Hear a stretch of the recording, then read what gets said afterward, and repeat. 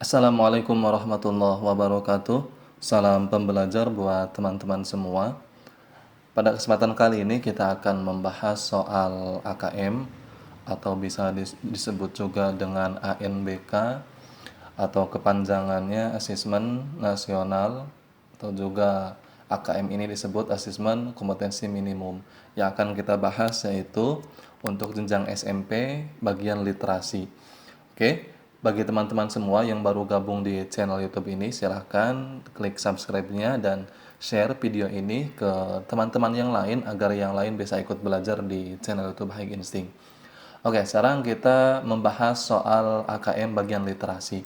Kita langsung ke soal nomor 1. Di sini ada tampilan sebuah gambar yang dimana menjelaskan tentang manfaat dari sebuah ikan ya, manfaat dari ikan. Ketika kita memakan ikan ternyata banyak sekali manfaatnya. Nah, di sini teman-teman semua ketika disajikan sebuah gambar seperti ini, maka teman-teman semua harus bisa mendeskripsikan setelah melihat dari gambar tersebut. Ya, dan harus benar-benar teliti apa yang diinformasikan dari gambar ini, ya dari sebuah gambar tersebut. Teman-teman semua harus benar-benar teliti karena jawabannya adalah dari gambar ini, tidak jauh dari gambar tersebut ya. Oke, sekarang kita baca di sini manfaat ikan ini salah satunya di sini mengandung omega 3. Nah, omega 3 ini dalam informasi gambar tersebut bahwa salah satu jenis lemak tak jenuh yang juga terdapat pada protein nabati sangat baik juga diperlukan oleh tubuh.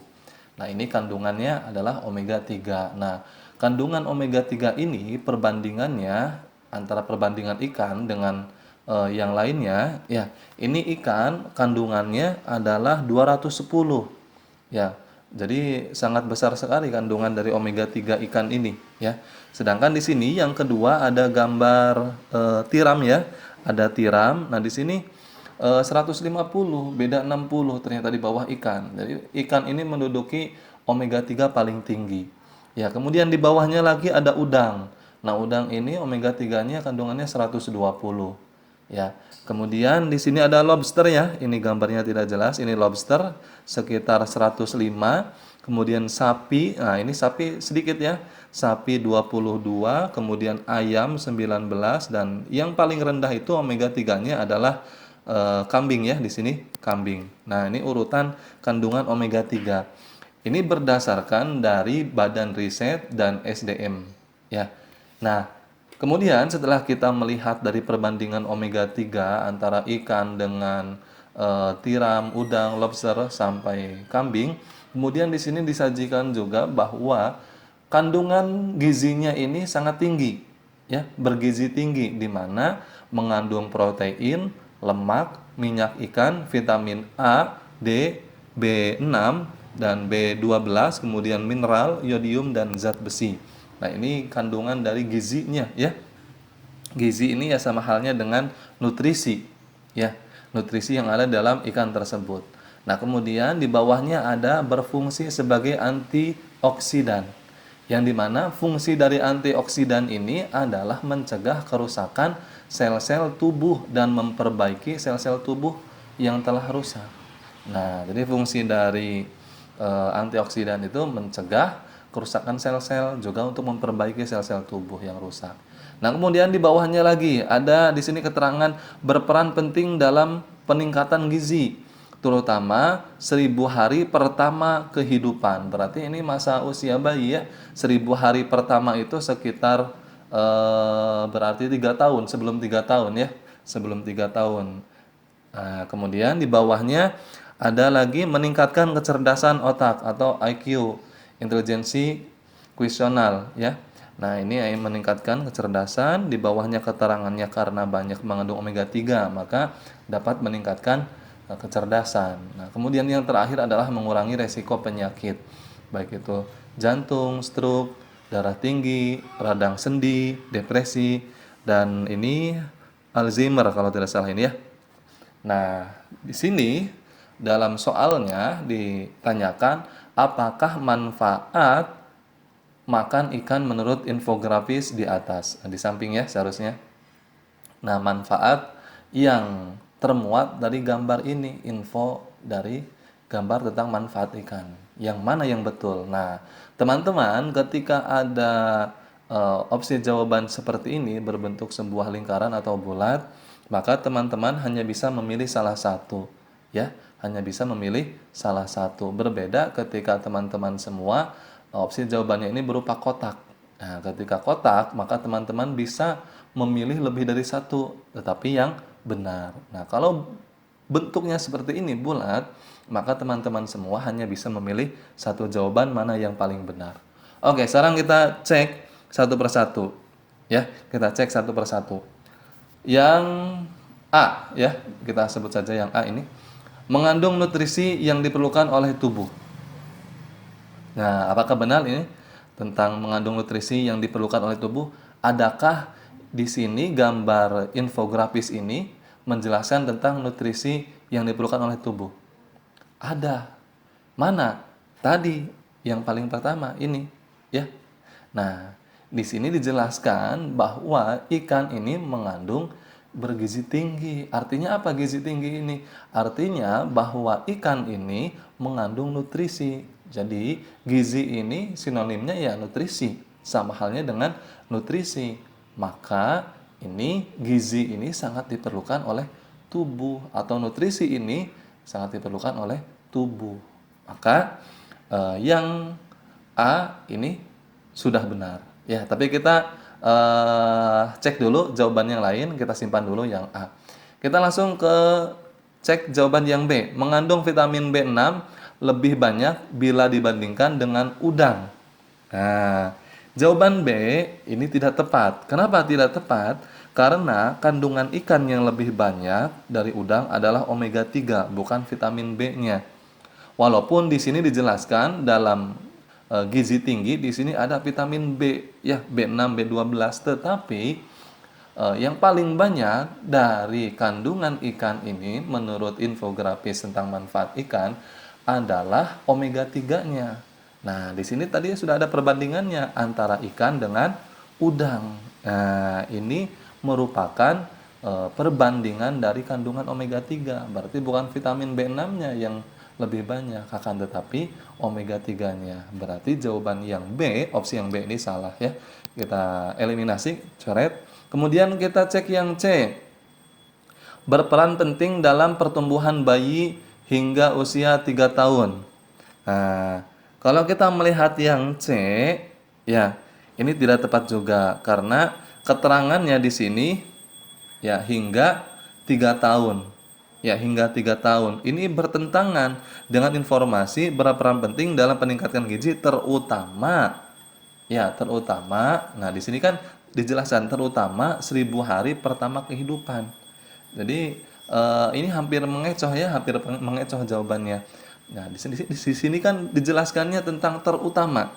Berarti ya bukan sampai hingga 3 tahun, akan tetapi boleh, ya, boleh atau bukan berarti tidak berperan setelah 3 tahun, boleh, dan itu juga baik. Nah, berarti jawaban yang C ini tidak tepat, ya, karena di sini dijelaskan tentang terutama. Ya, jadi bukan hingga 3 tahun. Sampai kalau yang C ini kan jawaban yang C, kalau sampai 3 tahun berarti 3 tahun lebihnya tidak bermanfaat, tidak ada manfaatnya ikannya, ya, atau tidak penting, ya, salah, ya. Nah, berarti yang C ini salah, ya. Kita cek yang D, membantu tubuh memproduksi sel-sel baru. Nah, ini salah juga, ya. Yang D, ini yang D juga salah. Kenapa salah? Karena di sini dijelaskan bahwa ikan ini fungsinya adalah antioksidan. Artinya apa? Mencegah kerusakan juga memperbaiki. Bukan untuk membantu tubuh memproduksi sel-sel baru, bukan. Akan tetapi untuk mencegah kerusakan juga untuk memperbaiki, bukan untuk membuat sel-sel baru, bukan. Nah, ya, jadi jawaban yang D juga salah. Kita cek yang E.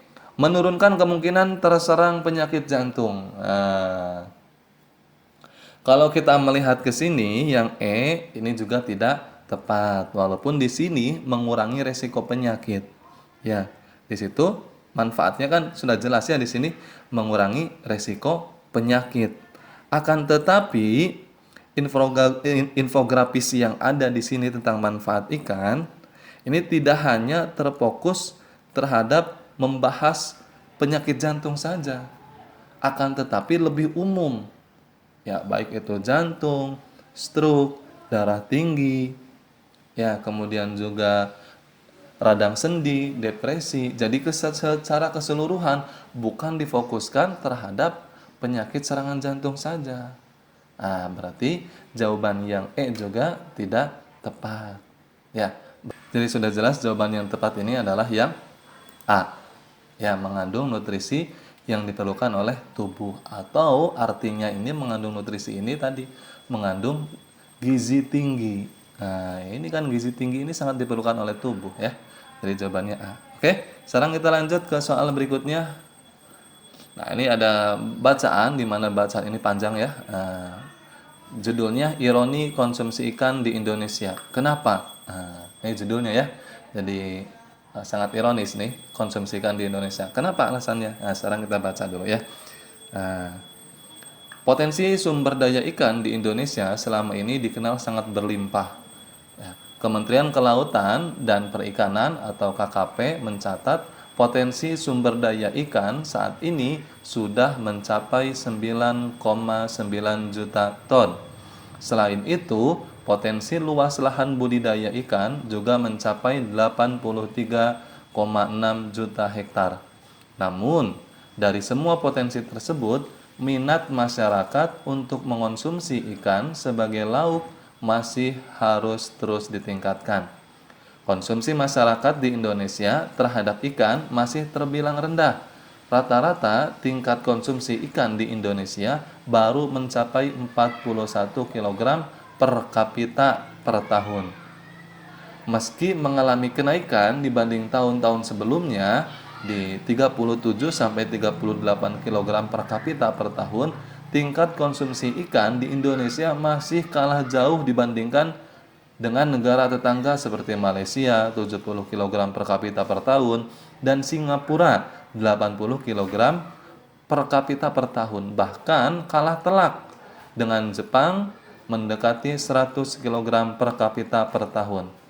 Beberapa hal yang menjadi penyebab masih rendahnya tingkat konsumsi ikan di Indonesia diantaranya adalah 1. Kurangnya pemahaman masyarakat tentang gizi dan manfaat ikan bagi kesehatan dan kecerdasan. 2. Rendahnya suplai ikan akibat kurang lancarnya distribusi.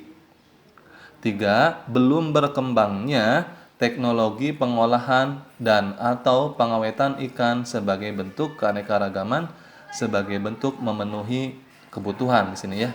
Nah, kemudian manakah pernyataan yang merupakan fakta atau opini terkait ironi konsumsi ikan di Indonesia? Nah, ini pertanyaannya. Tadi judulnya tentang ironi konsumsi ikan di Indonesia. Kenapa? Tadi sudah dijelaskan ya. Nah, di sini teman-teman harus bisa membedakan antara mana itu fakta dan mana itu opini. Ya, opini. Nah, fakta itu apa? Fakta ini adalah real. Artinya apa? Fakta ini adalah sesuatu yang benar dan memiliki data yang akurat. Jadi ada buktinya.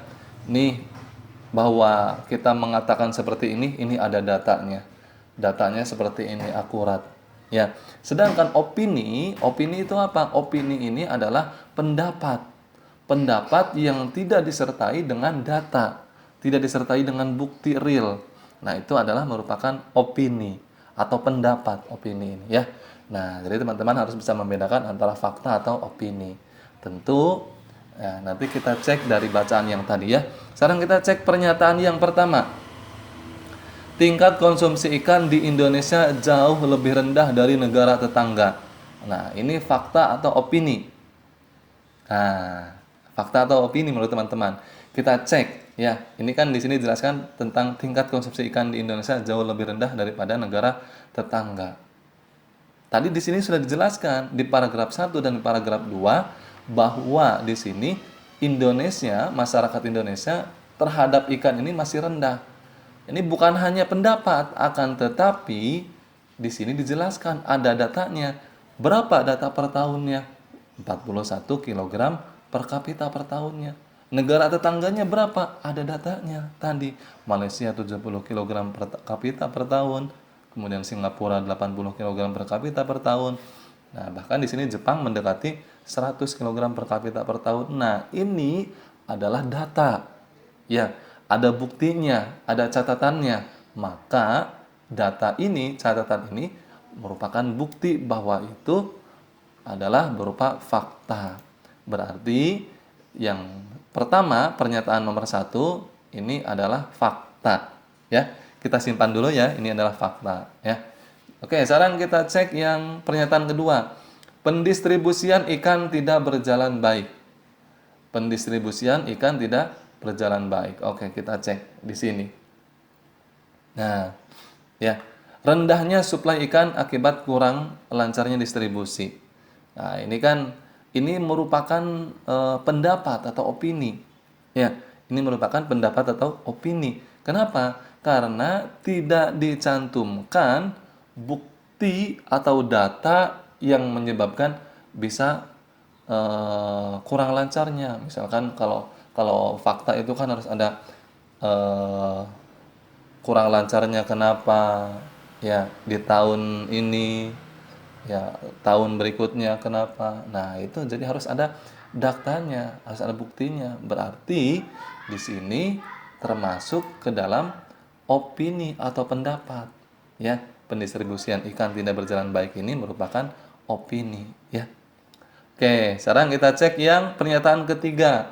Pengolahan maupun pengawetan ikan masih tertinggal. Nah, di sini ya. Nih tadi yang di sini paragraf ketiga. Belum berkembangnya teknologi pengolahan dan atau pengawetan ikan sebagai bentuk keanekaragaman, sebagai bentuk memenuhi kebutuhan. Harusnya di sini kalau berupa fakta harus ada data lagi yang membuktikan bahwa di Indonesia belum berkembangnya teknologi. Ya, entah itu berupa gambar di mana masyarakat menggunakan pengolahan secara tradisional, ya.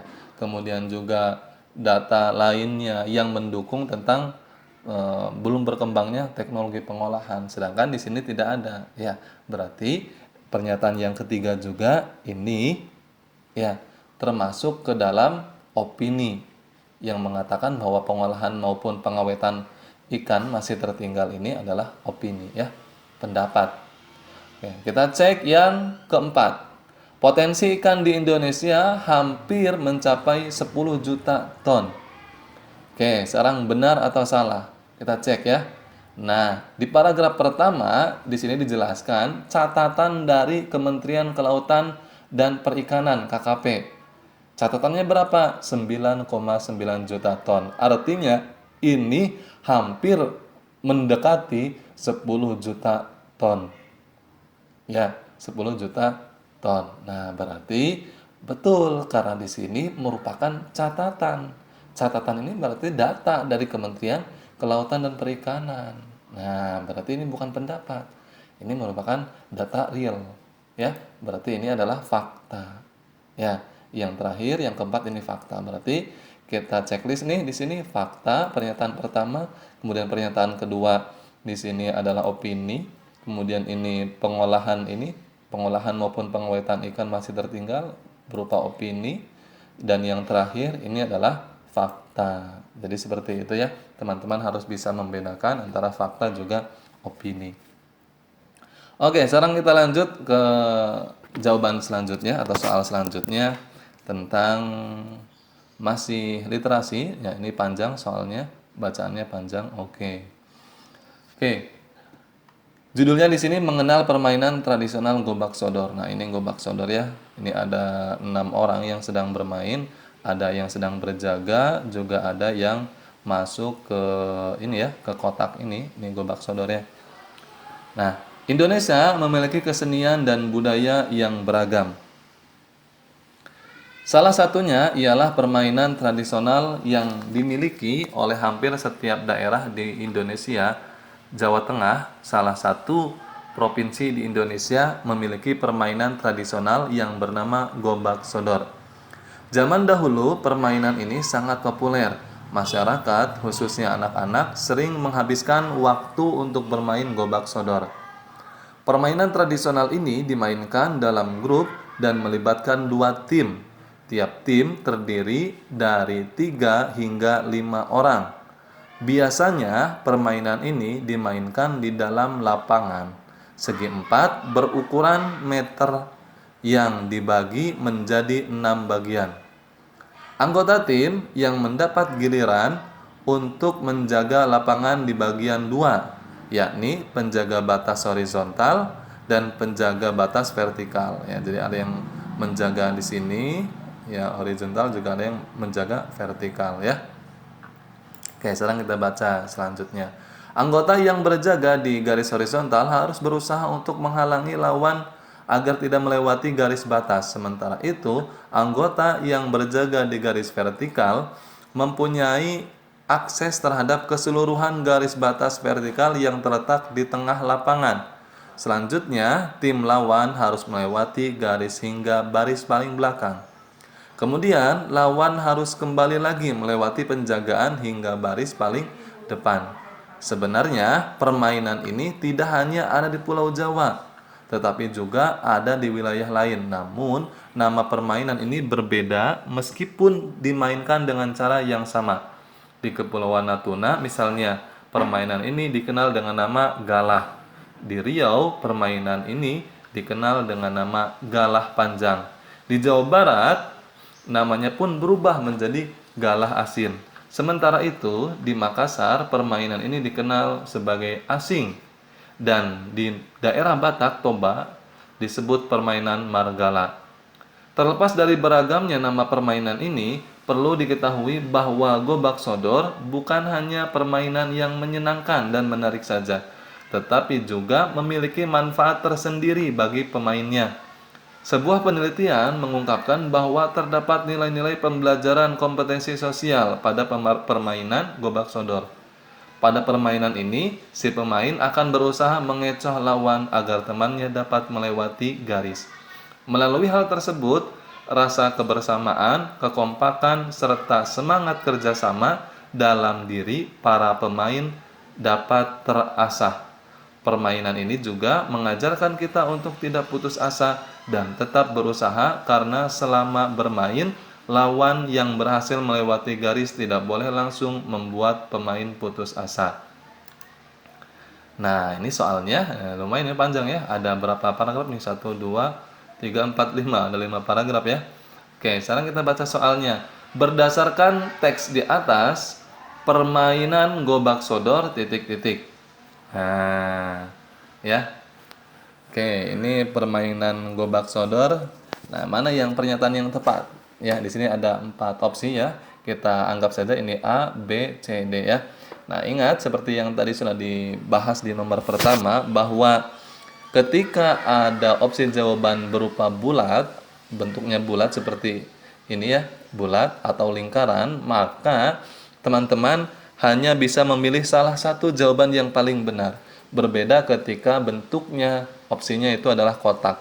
Maka teman-teman bisa memilih lebih dari satu jawaban yang paling tepat.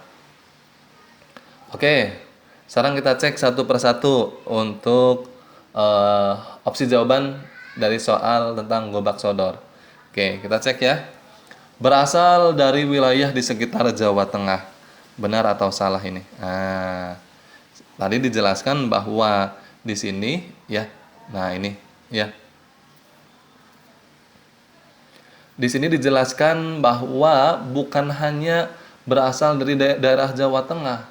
Ya, akan tetapi di sini dijelaskan hampir setiap daerah di Indonesia. Nah, di sini tertera Jawa Tengah, ya, ini salah satu provinsi yang ada di Indonesia memiliki permainan gobak sodor juga. Artinya bukan berarti gobak sodor ini berasal dari Jawa Tengah, akan tetapi ya, setiap wilayah yang ada di Indonesia ini memiliki permainan gobak sodor. Artinya apa? Artinya tidak bisa dikatakan gobak sodor ini berasal dari daerah Jawa Tengah. Ya, Berarti yang A ini tidak tepat ya, tidak tepat. Kenapa tidak tepat? Karena bukan berasal dari Jawa Tengah ya, tetapi ini berasal dari eh, berbagai wilayah juga ada ya. Jadi tidak dijelaskan secara rinci asalnya dari Jawa Tengah dalam bacaan tersebut ya. Oke, sekarang kita cek yang B ya. Kita cek yang B.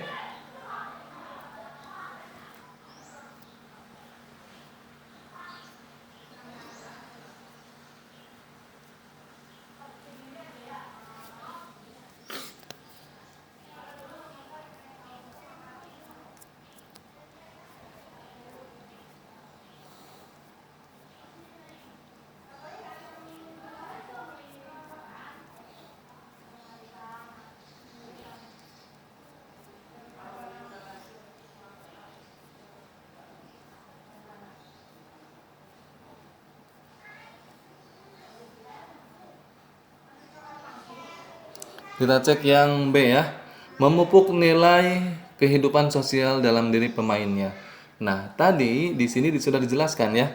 Di sini sangat bagus sekali ya. Ada sebuah penelitian yang mengungkapkan bahwa Gobak Sodor ini memiliki nilai-nilai dalam pembelajaran, terutama dalam kompetensi sosial. Nah, ya, kenapa? Karena di sini adanya kebersamaan bersama temannya. Berarti di sini sudah jelas ya, memupuk nilai kehidupan sosial dalam diri pemainnya. Ini benar jawabannya, tepat, ya, tepat. Karena di sini ada tertera di paragraf keberapa ini? Paragraf kelima ya, paragraf terakhir. Nah, ini ya, nilai-nilai pembelajaran kompetensi sosial. Berarti yang B kita simpan dulu nih. Ya, kita simpan dulu yang B. Benar. Yang A tadi salah ya. Kita cek yang C. Dimainkan oleh 2 tim dan 1 tim setidaknya terdiri dari 5 orang. Nah, sedangkan di sini dijelaskan bahwa permainan ini memang ada 2 tim. Ya, ada 2 tim. Akan tetapi tiap tim terdiri dari 3 hingga 5 orang. Berarti walaupun 3 orang tidak apa-apa, bisa dilakukan oleh 3 orang. Sedangkan di sini dijelaskan di jawaban D bermanfaat, yang C dimainkan oleh 2 tim di mana 1 tim setidaknya 5 orang. Berarti nggak boleh kurang dari 5 orang. Nah, salah ya. Ini yang C salah. Karena tidak sesuai dengan yang ada dalam paragraf kedua. Di sini tiap tim terdiri dari 3. Berarti minimal ini 3, bukan minimal 5 ya. 3 sampai 5. Nah, seperti itu ya. Oke, berarti yang C salah. Kita cek yang D terakhir. Bermanfaat untuk kesehatan fisik dan mental para pemainnya. Benar atau salah menurut teman-teman? Salah ya, karena di sini tidak dijelaskan tentang manfaatnya untuk kesehatan fisik dan mental. Akan tetapi di paragraf terakhir ini, ya, di paragraf terakhir ini dijelaskan tentang manfaat dari Gobak Sodor itu adalah berupa yang menyenangkan, permainan yang menarik, juga memiliki manfaat terhadap nilai-nilai pembelajaran sosial. Jadi tidak dijelaskan di sini tentang dalam kesehatan fisik juga mental, tidak, ya. Tapi berkaitan dengan keadaan nilai-nilai sosial dari siswa tersebut atau anak tersebut, ya. Berarti yang D ini tidak tepat, ya. Yang D tidak tepat. Berarti sudah jelas jawaban yang paling tepatnya yaitu adalah yang B ya, memupuk nilai kehidupan sosial dalam diri pemainnya. Oke, mudah-mudahan bermanfaat buat teman-teman semua. Jangan lupa di-share video ini sebanyak mungkin ke teman-teman yang lain agar yang lain bisa ikut belajar di channel YouTube Bahagia Insting. Terima kasih, salam pembelajar. Wassalamualaikum warahmatullahi wabarakatuh.